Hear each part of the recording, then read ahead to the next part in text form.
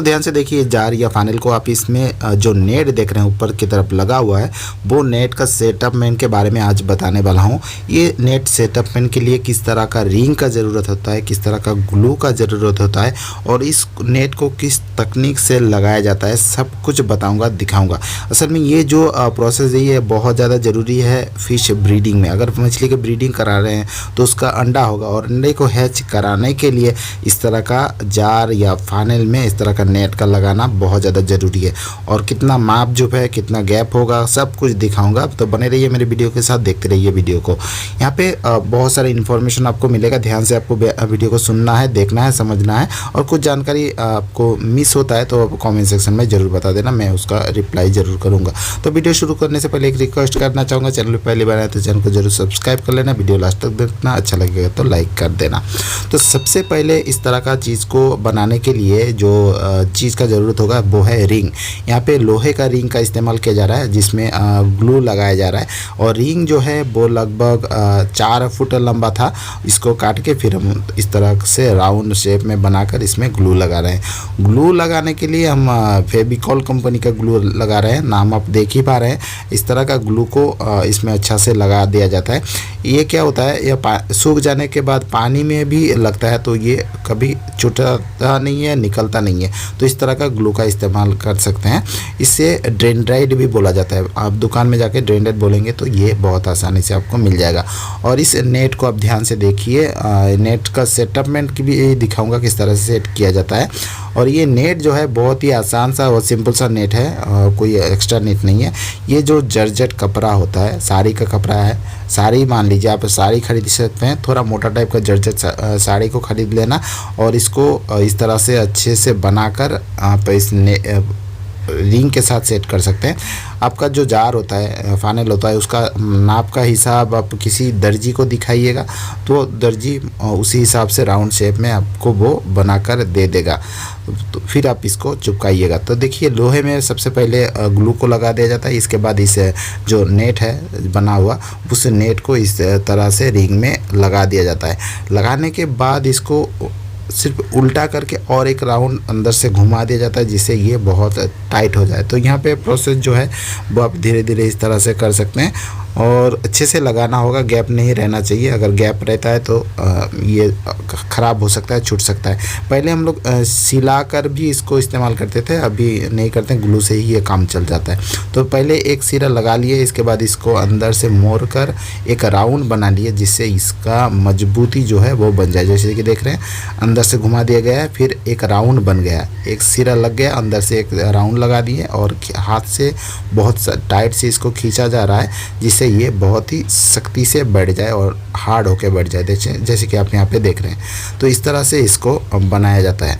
इसके बाद इसको लगाने के लिए और कुछ प्रोसेस किया जाता है, जैसे कि यहाँ पे इसको तो फाने में लगाया जाएगा तो उसका बैलेंस होना ज़रूरी है। देखिए, दोनों उंगली से इसका बैलेंस किया जा रहा है। कहाँ कहाँ पे छेद लगेगा, इसमें एक रस्सा लगेगा। देखिए यहाँ पे एक छेद हो गया और इसके बाद हम इसमें लगाएंगे एक रस्सा जिससे ये जार के ऊपर की तरफ जो हम लोग प्रोसेस करते हैं उसमें अच्छे से सेट हो जाए। और सही बैलेंस में रहने के लिए बीचों बीच दोनों साइड में इस तरह से इसको लगाया जाता है। और जो रस्सी का इस्तेमाल किया जाता है वो अपना हिसाब से मजबूत रस्सी भी मिल जाता है दुकान में। आप थोड़ा सा ध्यान से देखेंगे तो आपको बहुत अलग अलग तरह का बहुत सारा रस्सा मिल जाएगा, उसको आप खरीद सकते हैं। तो यहाँ पे एक सिरा में इस तरह से लगा दिया जाता है और जो दूसरा सिरा होता है उसको भी बैलेंस करने के लिए कहाँ पे ये सेंटर होता है, देखिए इस तरह से बैलेंस करके यहीं पे छेद कर दिया जाएगा। और लंबा जो रस्सा है वो अपना हिसाब से रखना है, कहाँ तक बांधना है, ज़्यादा रहेगा तो अच्छा है। तो देखिए उस हिसाब से आप इसको रख सकते हैं। तो यहाँ इधर भी छेद कर दिया गया जैसे कि आप देख रहे हैं। अब इसमें गांठ लगाकर इसका जो प्रोसेस है वो कंप्लीट कर दिया जाएगा। ये नेट बहुत दिनों तक टिकता नहीं है, फिर भी आप अच्छे से थोड़ा टेक केयर करते हैं, फिर भी आपको 5 से 6 महीना बहुत आसानी से इस चीज़ को चला सकते हैं। बहुत ज़्यादा यूज़ होता है तो कभी कभी फट जाता है, पुराना हो जाता है। कम यूज़ होता है तो बहुत दिन तक चल जाता है। लगभग एक बार में एक सीज़न भी चलता है। एक सीज़न में पूरा सीज़न आप इस नेट की मदद से ब्रीडिंग करा सकते हैं। मछली का जो अंडा एक को है यहाँ पे फर्टिलाइज कर सकते हैं। तो हमारा जो है काम यहाँ पे कंप्लीट हो चुका है। अब जैसे कि यहाँ पे देख रहे हैं सारे के सारे जार में इस तरह का नेट सेट किया हुआ है। इस तरह का नेट को हम अभी सेटिंग करके आपको दिखाते हैं किस तरह से सेट होता है। यहाँ पे कुछ चीज़ आप ध्यान से आपको कुछ चीज़ ध्यान से देखना होगा, समझना होगा कि यहाँ पे जो प्रोसेस किया जाता है इसमें देखिए यहाँ पे लगा हुआ है।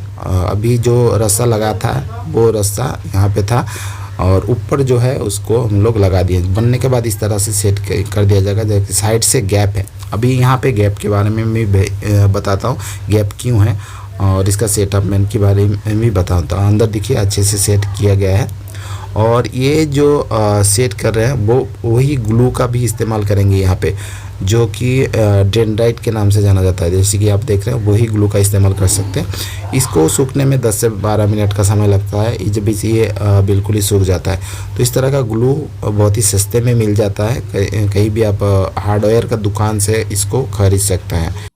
अभी इस नेट को सेट करने के लिए इस ग्लू को टैंक में लगाने का ज़रूरत होता है। अभी लगाने का एक टेक्निक है, जैसे कि ऊपर की तरफ देख रहे हैं 7 से 8 इंच का गैप रख के आपको इस ग्लू को लगाना होगा। और गैप रखने का कारण भी मैं आपको बता दूंगा, दिखा दूंगा। और यहाँ पे देखिए यहाँ पर जो है ग्लू को लगाने के लिए इसका जो चौड़ाई है लगभग 3 से 4 इंच का चौड़ा करके ग्लू को लगाना होगा। थोड़ा मोटा नहीं लगाएंगे तो इसमें दिक्कत आएगा कि बाद में ये जो नेट है वो खुल जाने का, पानी का जब प्रेशर बढ़ेगा तो छूट जाने का जो है चांसेस रहता है। इसीलिए थोड़ा चौड़ा और मोटा करके इस चीज़ को लगाया जाता है। ग्लू को अच्छे से लगाने के बाद अब नेट को लगाना होगा। जैसे कि मैंने बोला था थोड़ा सा गैप रखना होता है। गैप रखने का मेन रीज़न ये है कि ये जो नेट है वो कई बार जाम भी होता है। जब अंडे का शेल फूटता है तो वो जाम होता है, तो इसमें पानी का प्रेशर बनता है और प्रेशर के कारण से ये नेट जो फूलने के बाद दीवार के साथ चिपक जाता है। इससे पानी निकलने में दिक्कत होता है और ओवरफ्लो होने का खतरा बहुत ज़्यादा बढ़ जाता है। इसलिए थोड़ा सा गैप रखा जाता है। तो गैप रखना ज़रूरी है। तो गैप रखने के बाद आप इस तरह से नेट को अच्छे से चिपका सकते हैं। और जैसे कि यहाँ पे देखने दीवार में सबसे पहले ग्लू लगा था, इसके बाद अभी इस नेट को लगाया गया है। अब ये नेट जो है इस तरह से नहीं लगेगा, इसके बाद फिर से इसके ऊपर वही ग्लू को लगाया जाएगा जिससे ये मजबूत हो जाए। तो दोनों तरफ से इस तरह से ग्लू को लगा के इसको मजबूती दिया जाता है। और अच्छे से लगाने के बाद इसको 5 से 6 मिनट के लिए छोड़ दिया जाता है, जैसे कि सूख जाए, थोड़ा सा सूख जाता है। इसके बाद इसको और प्रेशर दिया जाता है, हाथ से या किसी कपड़ा से इसमें दबाया जाता है जिससे ये मजबूती से चिपक जाए। तो हम भी इस तरह से ग्लू लगा के छोड़ देंगे 8-10 मिनट के लिए, 5 मिनट के लिए। जब थोड़ा सा ये सूख जाएगा इसको और दबा देंगे जिससे ये और मजबूती से इसको चिपक जाए। तो इस तरह से इसे नेट को लगाया जाता है।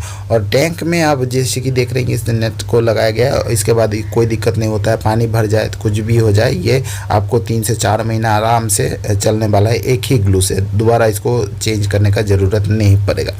और ये नेट को लगाने के बाद इसमें थोड़ा शेप का ज़रूरत होता है, जैसे कि मैं आपको दिखाऊंगा।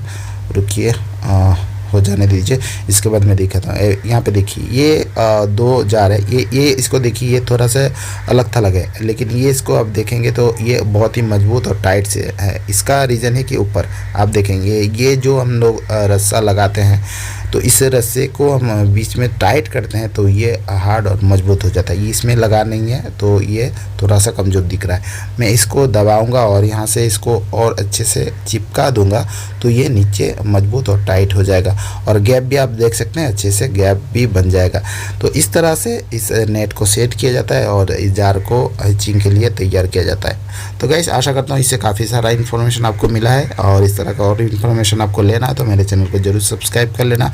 वीडियो और जानकारी कैसा लगा कमेंट सेक्शन में ज़रूर बताना। अच्छा लगा है तो लाइक करना, ज़्यादा से ज़्यादा शेयर करना। तो दोस्तों आज की वीडियो इतना ही, मिलते हैं नेक्स्ट वीडियो में नया टॉपिक के साथ। तब तक के लिए मैं सुब्रत चौहान आपसे विदा।